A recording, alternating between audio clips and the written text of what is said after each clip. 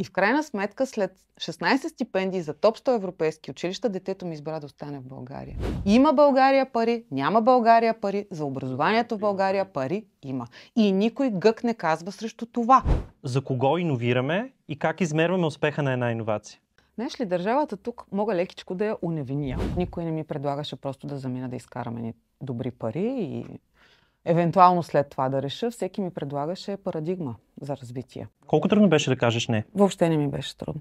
Този разказ мисля, че нагледява много добре кое е натежало в решението ти да останеш, защото погледа към нашата България по този начин е едно от нещата, което така ни дърпа. Корените са ни тук, както се казва, а много е трудно да... Когато можеш да оцениш тази хубавост. По какъв начин ще измеря коефициента на израстване на моето дете в първи клас, в трети клас, в седми клас. Обаче рядко говорим за ментално здраве, за психическо здраве, за бърнаут. И много се бях изненадан, когато влизам в 11-12 клас, има деца, говоря за бърнаут, за ментално здраве, меки умения, идват деца и казват какви са симптомите. Какъв ти е погледа на парите и образованието? Дали парите решават проблема за гражданите?